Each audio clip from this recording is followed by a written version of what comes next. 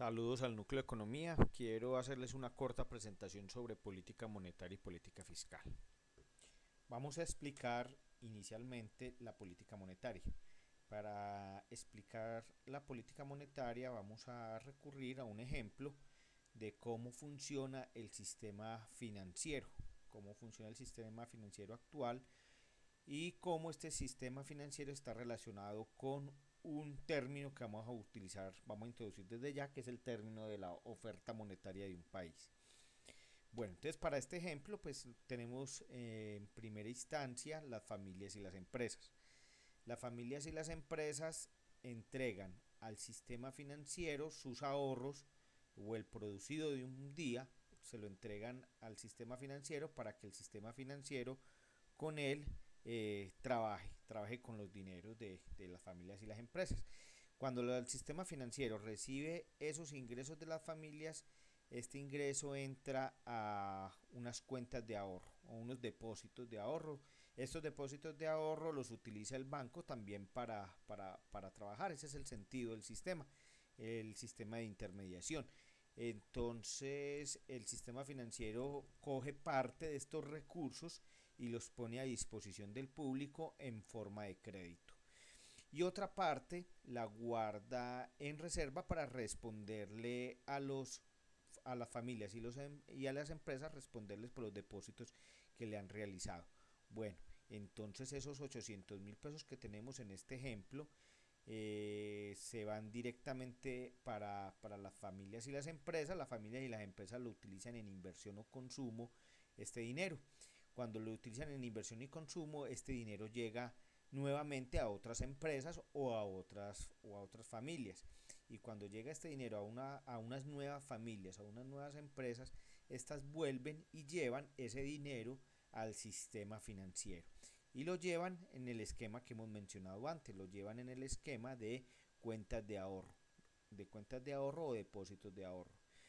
En el ejemplo teníamos entonces inicialmente 1.000.000 de pesos que se llevó a las cuentas de ahorro. Ya está este nuevo ciclo económico, han llevado 800.000 pesos para ser nuevamente utilizados por el sistema financiero. Entonces los bancos recogen, y los bancos y el sistema financiero en su conjunto recogen estos 800.000 pesos y de ellos destinan nuevamente parte de ese dinero al crédito. En nuestro ejemplo coge 640.000 pesos y los va a destinar a un crédito y deja para guardar y responderle a los depositantes 160.000 pesos de reservas. Esos 640.000 pesos van nuevamente a las familias y las empresas. Las familias y las empresas lo gastan nuevamente en inversión y consumo.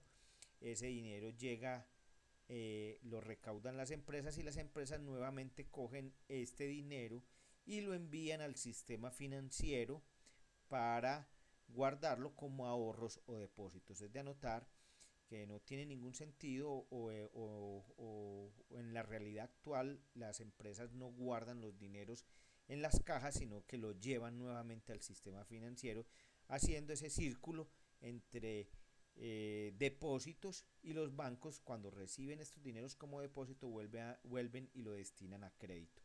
En nuestro ejemplo, entonces cogen estos 640.000 pesos, los llevan a los bancos en depósitos, los bancos recogen de esos 640 y ponen a disposición del público 512.000 pesos, guardan en reservas bancarias 128.000 pesos para responderle a los depositantes por los ahorros llevados al sistema.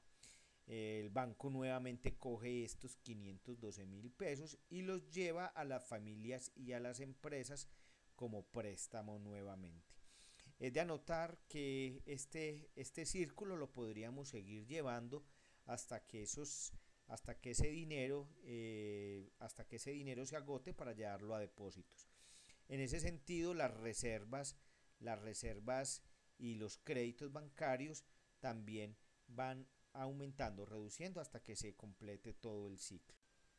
Bueno, resumiendo el ejercicio que hemos venido trabajando, podríamos mirar en conjunto el ejercicio. Miraron en conjunto el ejercicio, entonces teníamos inicialmente 1.000.000 de pesos, 800.000 pesos de crédito, 200.000 pesos que se guardó en reserva. En la segunda parte del ciclo de este movimiento financiero, vimos que se depositaron 800.000 pesos, luego se prestaron 640.000 pesos y se guardaron como reserva 160.000 pesos. Y nuevamente en la tercera parte del ciclo se ahorraron 640.000 pesos, se hicieron préstamos por 512.000 pesos y se guardaron en reserva 128.000 pesos. Sumando cada uno de estos ciclos, podríamos haber dicho que el sistema financiero en su conjunto, en esta parte hasta este sitio del ejemplo, se hicieron depósitos por 2.440.000 pesos, que es la sumatoria de 1.000.000 más 800.000 más 640.000 pesos. Se hicieron créditos por valor de 1.952.000 pesos y se hicieron reservas bancarias por 488.000 pesos. Esa es la sumatoria de todo el ejercicio. O sea, que sin haberse cerrado las cuentas bancarias, sin haberse cerrado el día, sin haber hecho corte del día, esta sería lo que teníamos en el ejemplo hasta la tercera parte del ciclo. Si nosotros hubiéramos seguido los ciclos hasta el final, hubiéramos llegado a un gran total. El gran total hubieran sido 5 millones de pesos en cuentas de ahorro. Hubiéramos tenido 4 millones de pesos en créditos bancarios y hubiéramos tenido en reservas el 1.000.000 de pesos. Entonces, nuestro ejemplo muestra cómo el dinero que hay en circulación no es el 1.000.000 de pesos que se llevó inicialmente al sistema financiero, sino que el sistema en todas sus actividades económicas hay en circulación 5 millones de pesos y que los créditos de la sociedad son 4 millones de pesos. Y en reservas bancarias con los que se les responde a las personas que tienen cuentas de ahorro habría 1.000.000 de pesos.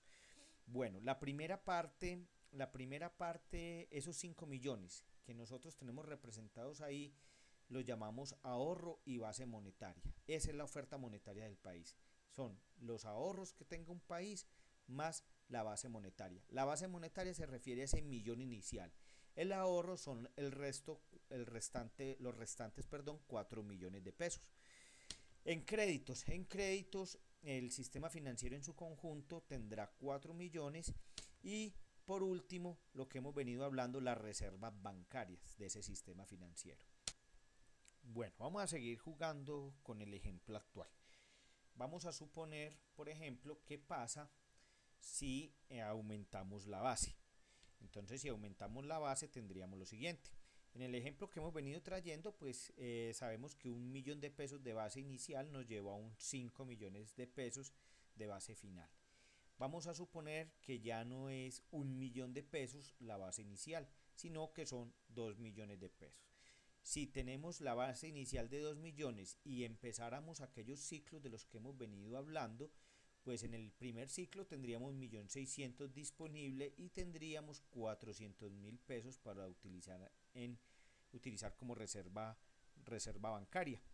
Bueno, si siguiéramos en los ciclos consecutivamente, entonces tendríamos al final del día, al final del corte, un máximo de 10 millones de pesos en el ciclo y en créditos tendríamos 8 millones y en reservas bancarias 2 millones de pesos. Observen que si duplicamos la base monetaria, si duplicamos la base con la que iniciamos el ejercicio y siguiendo con las mismas condiciones hasta el final, habríamos doblado en el final de todos los ciclos, habríamos doblado la cantidad de estas cifras. 10 millones en oferta monetaria, 8 millones de pesos en créditos y 2 millones de pesos en reserva bancaria.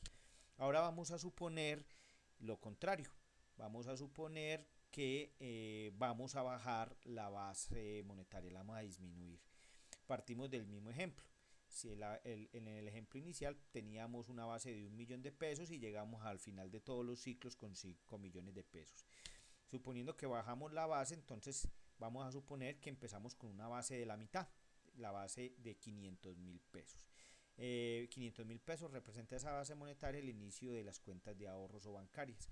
De esos 500.000 pesos, pues inicialmente entonces se podrían prestar 400.000 pesos para el público y dejaríamos 100.000 pesos de reserva bancaria utilizando las mismas proporciones. Al final del ciclo, al final del corte, al corte del día, tendríamos entonces que los bancos habrían producido, el sistema financiero en su conjunto, habrían producido 2.500.000 de oferta monetaria, 2.500.000 pesos en cuentas de ahorro, se habrían prestado 2 millones de pesos y se habría conseguido 500.000 pesos en reservas bancarias. Entonces, con este ejemplo vemos qué pasa.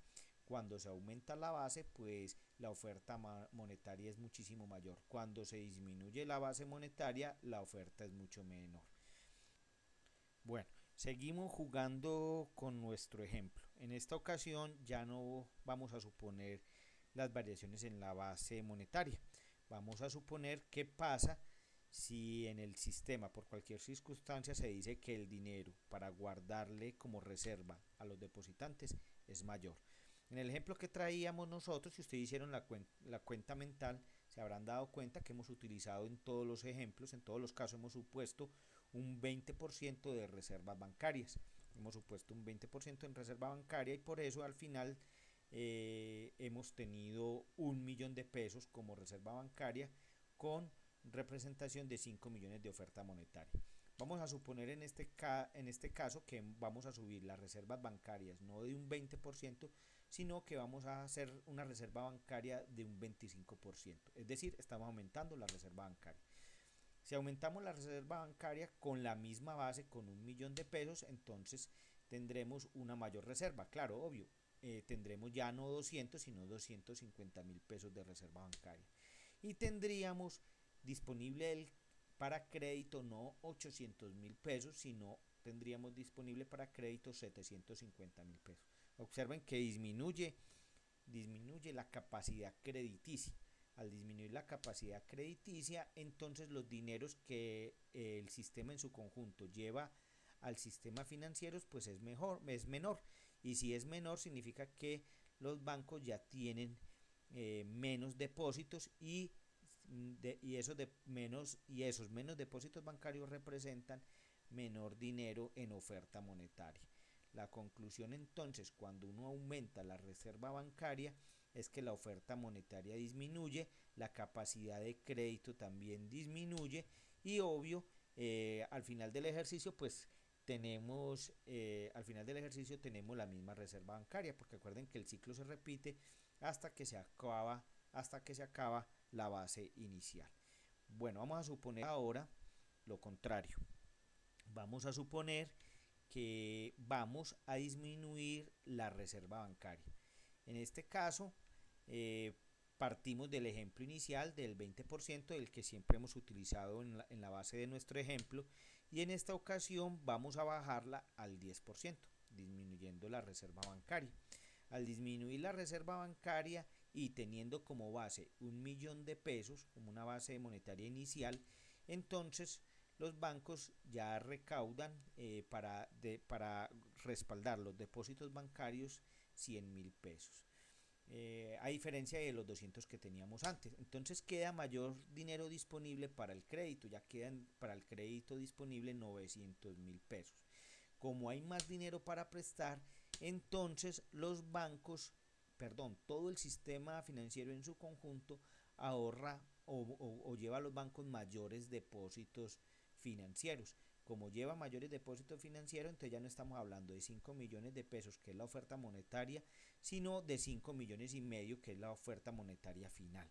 Y el sistema en su conjunto pues prestó más dinero que en el caso anterior, y las reservas bancarias pues son las mismas, es el mismo millón de pesos con que iniciamos el ejercicio. Bueno, ahora vamos a hablar del crédito. La situación del crédito es un poco diferente. es más fácil definir políticas para establecer la base y establecer la caja que la utilización del crédito, porque la utilización del crédito no es una decisión autónoma, depende de que el resto de agentes fuera del sistema financiero, que el resto de agentes estén buscando dinero para consumir e invertir y que los demás agentes estén dispuestos a adquirir los recursos a un precio establecido. El precio que se utilizan en el sistema financiero son las tasas de interés. Entonces hay una relación directa entre los créditos y la tasa de interés para que la gente utilice inversión y consumo.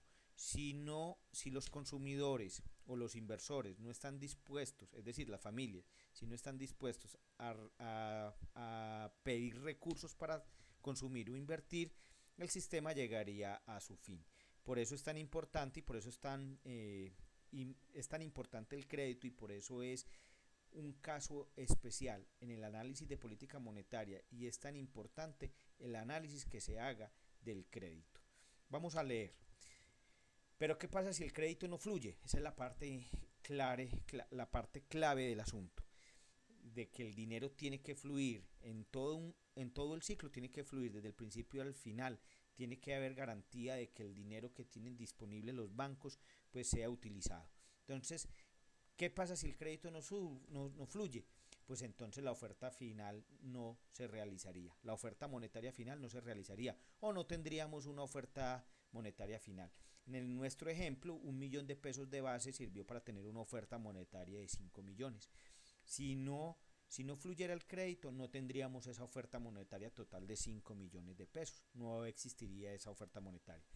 Ya habíamos dicho, el precio del crédito debe ser adecuado para que la demanda por dinero se realice.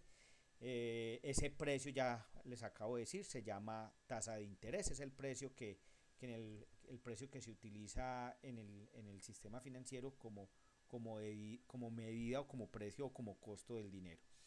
Si baja la tasa de interés, entonces se acceden a recursos de dinero aumentando la oferta y la demanda de dinero, ¿cierto? Entonces, cuando las tasas de interés bajan, la gente tiende a consumir más o está tentado a hacer inversiones, ahí se promueve la inversión. En caso contrario, si sube la tasa, pues entonces caen los créditos, disminuyendo la oferta y demanda final de dinero. En otras palabras, la tasa de interés tiene que estar en un punto adecuado para que esos 800.000 pesos iniciales que tenemos para disposición del público se lleguen a convertir al final de todos los ciclos en 4 millones de pesos para crédito. Bueno, vamos ahora a definir la oferta monetaria. La oferta monetaria es la cantidad de dinero en todas sus expresiones del que dispone la economía de un país en un momento determinado. ¿Qué significa eso en todas sus expresiones? Pues el significado es el que hemos venido exponiendo hasta el momento, que la oferta monetaria no se suscribe solamente al dinero que tiene la gente en billetes y monedas en sus bolsillos. El dinero es algo más amplio, se habla de toda la disponibilidad que haya en todas las formas de dinero. Una cuenta de ahorro es un dinero. Por ejemplo, los dineros que pueda tener alguien producto de un crédito bancario también es parte de esa oferta monetaria.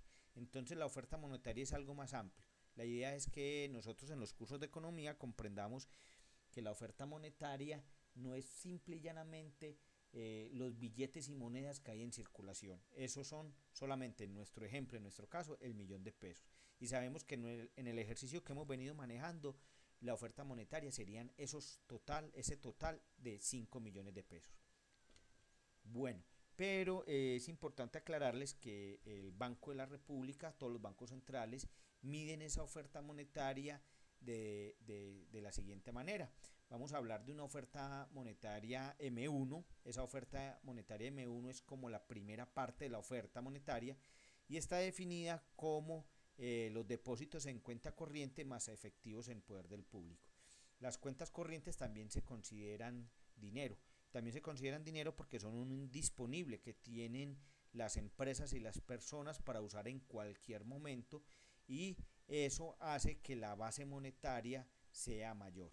Entonces, esa oferta monetaria M1 es inicialmente las cuentas corrientes más billetes y monedas que tienen todos en los bolsillos o lo tienen guardados en sus cajas. Hay una segunda instancia de la oferta monetaria que conocemos con el nombre de M2.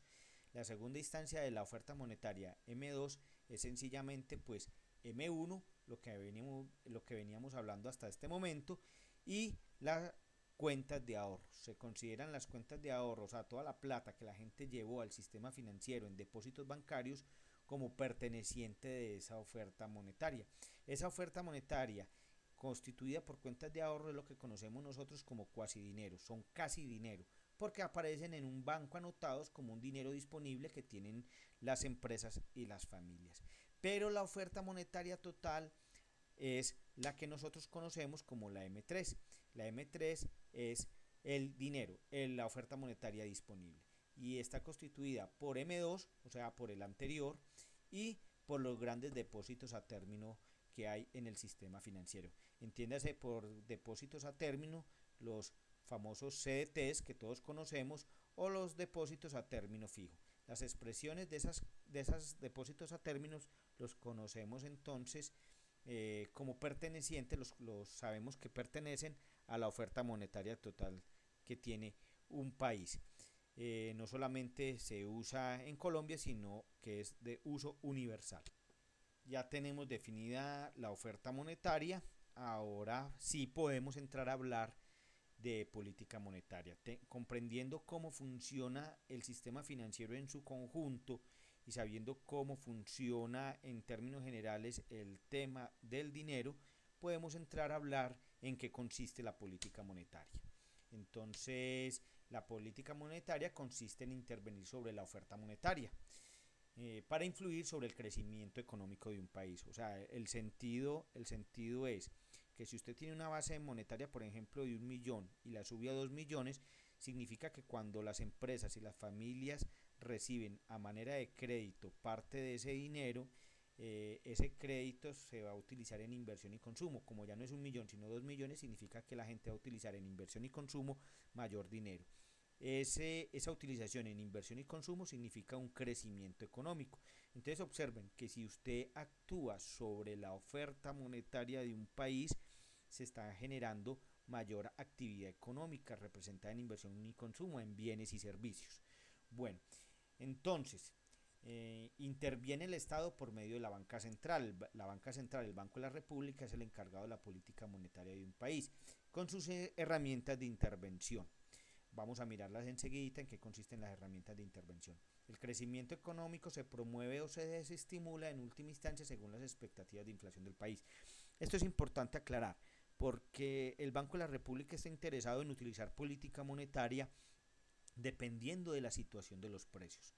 No, y pasa a un segundo plano, no menos importante, pero sí pasa a un segundo plano, es de su segunda nivel de importancia el tema del crecimiento de los precios. Al Banco de la República, el Banco de la República le interesa en primera instancia, en primera medida, los precios, la inflación, y en segunda instancia el crecimiento económico. Entonces, dependiendo de cómo esté la inflación del país, el Banco de la República va a actuar para ampliar o restringir la actividad económica. A mayor amplitud económico, es decir, a mayor crecimiento, pues hay una relación con los precios y es mayor inflación. Cuando la actividad económica de un país se reduce, la inflación tiende a controlarse, a disminuirse, a la deflación. Entonces, teniendo esto claro, pues entonces ya sabemos que el Banco de la República tiene que utilizar sus herramientas para intervenir sobre esa oferta monetaria. ¿Cómo lo hace? Muy sencillo. El banco entonces tiene una parte de bases más ahorros. Cuando el Banco de la República actúa sobre esa base monetaria, el millón inicial, y lo pone en 500.000 pesos, sabe que está reduciendo la oferta monetaria. En cambio, cuando esa base la sube a 2 millones de pesos, sabe que está aumentando esa oferta monetaria. Entonces, la oferta monetaria es igual a la base más los ahorros. El Banco de la República, vamos a mirar ahora cómo lo hace. El Banco de la República también puede actuar sobre el crédito. Entonces, cuando el Banco de la República actúa actúa sobre el crédito, promoviéndolo o desestimándolo, entonces también está afectando la oferta monetaria. Y como habíamos visto, si las reservas bancarias aumentan o disminuyen, eso también afecta a la oferta monetaria de un país. Entonces el Banco de la República puede actuar por el lado del crédito, puede actuar por el lado de las reservas bancarias o puede actuar sobre la base y los ahorros. Y con esos, actuando sobre eso, es que se construyen las famosas herramientas de intervención. ¿Cuáles son esas herramientas de intervención? Muy sencilla. Para aumentar o disminuir la base y los ahorros, para eso tiene las OMAs y los repos. Ahorita vamos a hablar sobre OMAs y repos. Para actuar sobre el crédito tiene la potestad, tiene el poder de influir a través de tasas de interés. Puede actuar sobre las tasas de interés, que es el precio del dinero. Y sobre la reserva bancaria puede utilizar una cosa que se llama, por ley, porcentaje del encaje que están los bancos obligados a guardar del depósito de los ahorradores. Entonces, estas son las herramientas de intervención que tiene el Banco de la República para la política monetaria. Vuelvo y la repito. Están OMAs y repos, están tasas de interés y los porcentajes de encaje o el porcentaje de reserva que se le obliga a tener a los bancos. Vamos a hablar del primer instrumento de intervención que tiene el Banco de la República. Vamos a hablar de OMAs y repos. Primero paso a leer la diapositiva actual y con un corto ejemplo explicamos cómo opera sobre la oferta monetaria. Entonces, ¿qué son las OMAs y los repos? Las OMAs son las transacciones del Banco Central de compra y venta de instrumentos financieros en el mercado abierto a tasas de interés competitivas. Las OMAs, como las iniciales los indican, las iniciales son operaciones de mercado abierto y hablamos en plural porque no es una operación, sino que son muchas operaciones que se realizan durante todo el año. Una compra de títulos por parte del Banco Central resulta en un incremento de la cantidad de dinero en manos de las personas, es decir, mayor oferta monetaria. Por el contrario, una venta de bonos por esta entidad genera una contracción monetaria. En el siguiente ejemplo vamos a explicar bien en detalle esto. Las OMAs transitorias o llamadas a operaciones repo son las compras temporal de papeles financieros y tienen la obligación de reventa a las que se las compró. Las repos son lo mismo que las OMAs, solamente que estas operaciones están obligadas a reversarse en un periodo determinado, puede ser de 1 a 15 días. Por ejemplo, si un banco privado necesita plata, hace una operación repo con el Banco de la República, el Banco de la República le entrega el dinero que necesita esta entidad financiera, la entidad bancaria, el sector privado, y este lo devuelve con compromiso en los próximos 15 días dependiendo de las condiciones que ha sido negociado.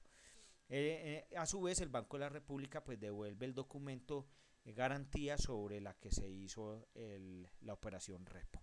Bueno, veamos el ejemplo más detallado de cómo funcionan el tema de las OMAs y los repos. Entonces tenemos el primer ejemplo donde vamos a hablar del aumento de la oferta monetaria. Entonces tenemos el primer agente que lo llamamos la banca privada, principalmente es el actor principal de las actividades financieras en un país. Entonces el primer agente, la banca privada, y como otro agente tenemos pues el Banco de la República. Entre ambos van a un mercado, en ese mercado se hacen esas operaciones de mercado y se llaman abiertos pues porque pueden subastar diferentes entidades financieras y se intercambian, digámoslo así, bonos o activos financieros por dinero. Como estamos aumentando la oferta monetaria, entonces los bancos privados tienen bonos y esos bonos van al mercado y se los entregan al Banco de la República, o sea, el Banco de la República recibe esos papeles, títulos, bonos, TECs, y el Banco de la República lo que hace es pagar por ellos. Cuando paga por ellos, entrega dinero y la banca privada entonces aumenta su liquidez y tiene mayor dinero. Cuando la banca tiene mayor dinero, puede trabajar con ese dinero y llevarlo a crédito, y cuando lo está llevando a crédito, pues estamos aumentando la oferta monetaria por la explicación que les dimos en el ejemplo anterior, Esas actividades tienen están mediadas por una tasa de interés y es donde los bancos consideran eso como un negocio porque están recibiendo una rentabilidad por la acción que está haciendo el Banco de la República. Igual podríamos explicar entonces cuando se disminuye la oferta monetaria. Cuando se disminuye la oferta monetaria, entonces tenemos los dos mismos agentes, los bancos privados, la banca privada, el sistema financiero privado, y tenemos al Banco de la República como actor. Entonces, cuando tenemos al Banco de la República, pues entonces vamos a un mercado abierto. En este mercado abierto negociamos papeles, bonos, activos financieros por dinero, que es el sentido de la operación. Entonces el Banco de la República, cuando quiere disminuir la oferta monetaria, ofrece títulos, generalmente son títulos del Estado, porque el Banco de la República administra los TES que emite el gobierno como deuda y los puede colocar en el mercado privado ofreciendo muy buena rentabilidad. Entonces los bancos están dispuestos a comprar estos títulos, o todas las entidades financieras en el mercado de valores pueden comprar estos títulos. Entonces los bancos negocian con el Banco de la República estos papeles. Los bancos entonces pagan esas transacciones con dinero. Cuando los bancos están pagando esas transacciones con dinero, el efecto en todo el sistema es el esperado. El esperado es que se disminuye la oferta monetaria porque la base monetaria cae. Hay menos dinero en circulación en el sistema, y cuando hay menos dinero en circulación estamos contrayendo la oferta monetaria.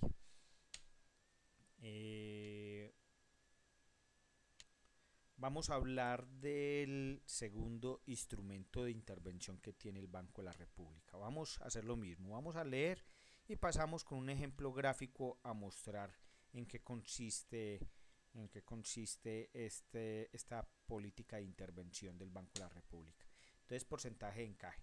El encaje bancario es ese porcentaje de recursos que deben mantener congelados los intermediarios financieros que reciben captaciones del público. Ellos pueden mantener estas reservas ya sea en efectivo, en sus cajas o en las cuentas en el Banco de la República. El porcentaje de encaje no es el mismo para todos los tipos de depósitos, cuentas de ahorro, cuentas corrientes, etc.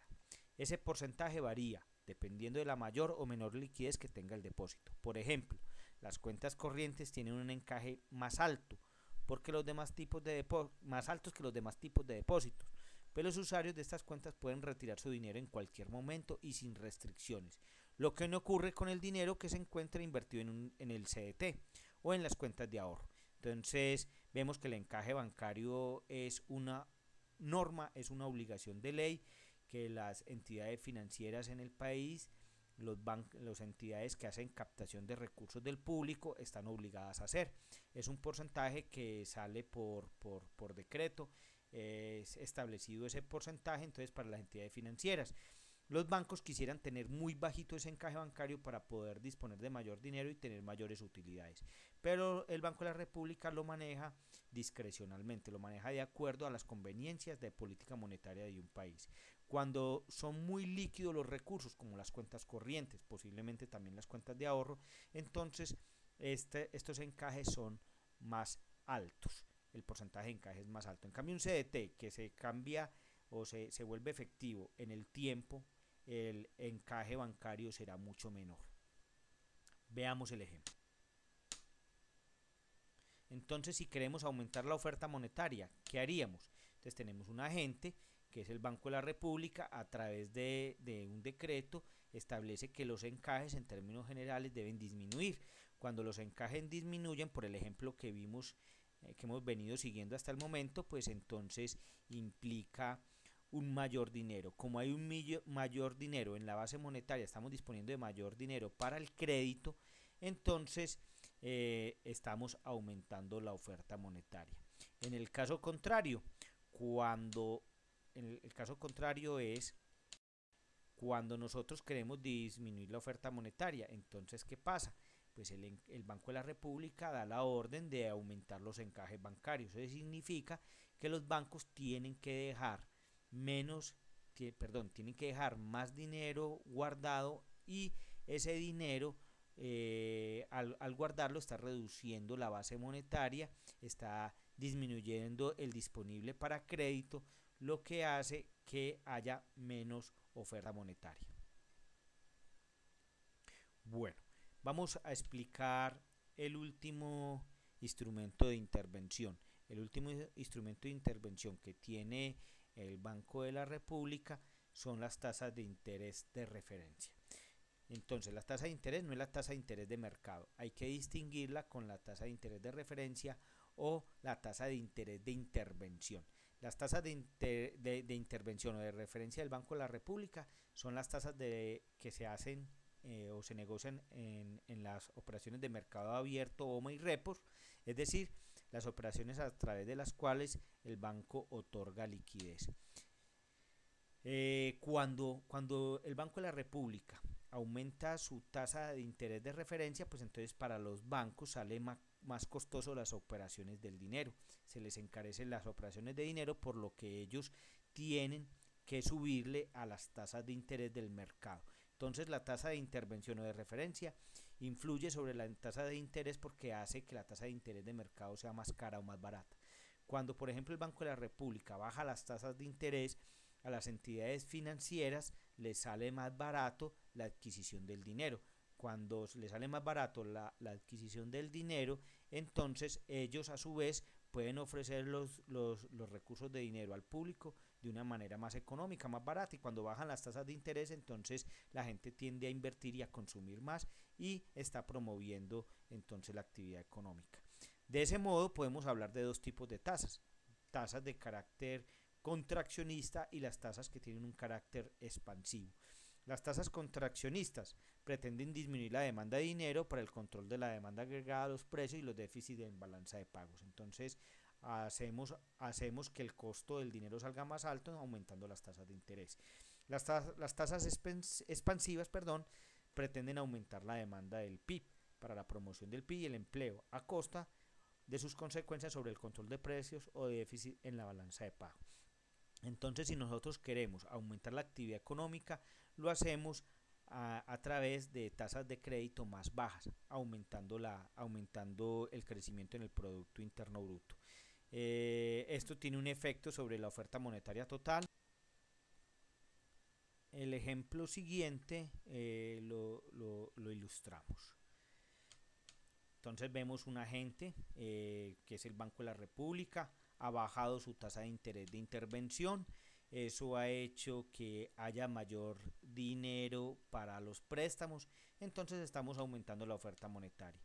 Entonces los bancos privados, al abaratársele el precio del dinero, pues entonces pueden seguir negociando con el resto de agentes privados, pueden seguir negociando a tasas también más bajas del dinero. En cambio, cuando nosotros queremos ilustrar el ejemplo de la disminución de la oferta monetaria, pues es un agente que sería el Banco de la República. Él negocia con los bancos a una tasa de interés más alta. Esa tasa de interés implica que cae la oferta monetaria o disponible del crédito, le encarece el dinero a las entidades privadas y a su vez eso hace que todas las tasas de interés del mercado también aumenten y se encarezca el crédito en todas partes, contrayendo la oferta monetaria.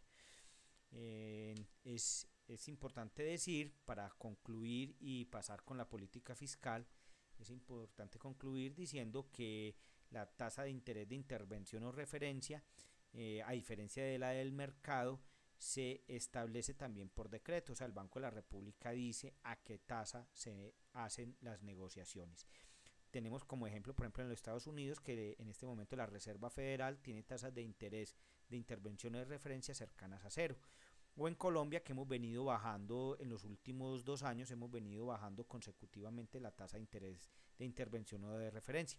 En este momento tenemos una tasa del 3,25%, que es la tasa sobre la que negocia el Banco de la República con las demás entidades de carácter privado.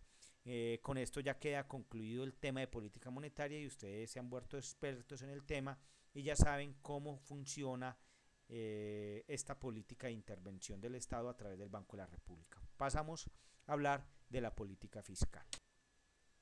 Bueno.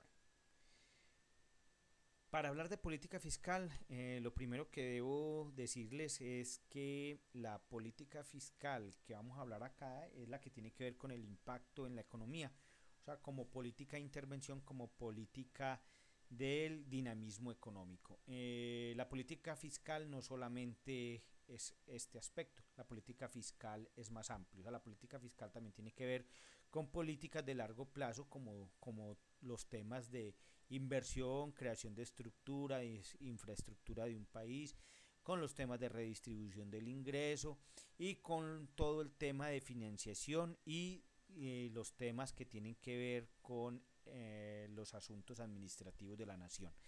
Vamos a hablar exclusivamente de la política fiscal como instrumento de política económica. Entonces, la política fiscal como instrumento económico es que debe actuar, o lo ideal de la política fiscal es que debe actuar contracíclicamente a la economía.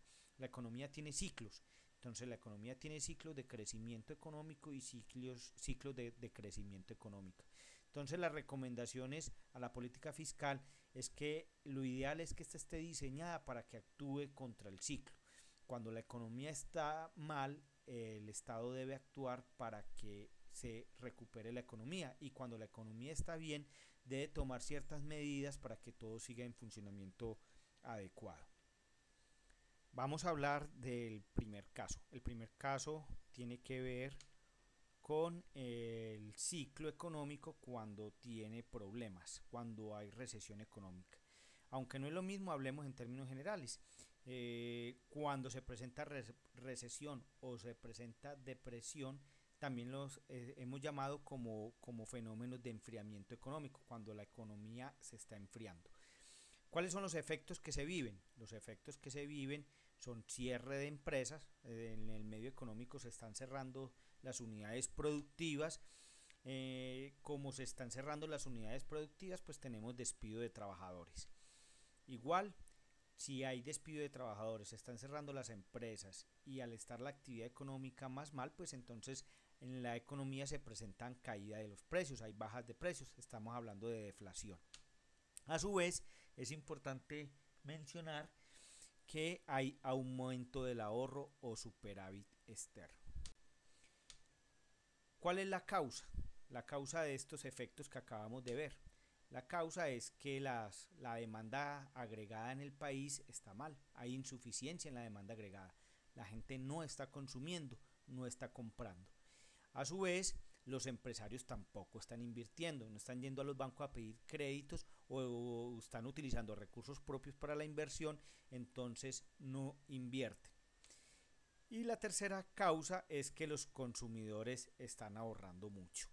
Claro, cuando la situación está mal, todos tendemos a aumentar los ahorros para prevenir futuros problemas. Entonces, los consumidores ahorran demasiado y no se está reflejando eso en una inversión. Es lo que nosotros conocemos como desequilibrios en el mercado.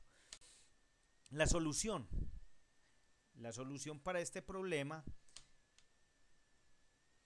tiene que ver con políticas fiscales expansivas. Acuérdense del capítulo de macroeconomía cuando reuníamos específicamente las dos variables, gastos del gobierno y los impuestos. Entonces, ¿qué hacemos cuando la situación está mal? La solución es aumentar el gasto público. Aumentando el gasto público, ya habíamos hablado en el video anterior, se aumenta el crecimiento en la producción. Entonces, el Estado lo que hace es sencillamente gastar más plata para que esos recursos lleguen al torrente económico. En su defecto, podría ser lo contrario. ¿Qué es lo contrario? Disminuir los impuestos. Cuando disminuye los impuestos, entonces también está favoreciendo el crecimiento económico porque la gente le queda más dinero para gastar, está afectando menos a las empresas con esa disminución de los impuestos. Hay que decir que cuando esto sucede, entonces tenemos que los gastos generalmente son mayores a los ingresos. Esto es lo que conocemos como déficit público. Entonces, cuando tenemos déficit público, el Estado tiene que entrar a buscar cómo financia ese déficit. y se hace a través de lo que conocemos como el endeudamiento público. Entonces, un crecimiento económico estará acompañado de un aumento del endeudamiento público del Estado y de déficits públicos en la economía. Veamos el caso contrario, cuando la economía está bien. ¿Qué pasa cuando la economía va por un muy buen camino?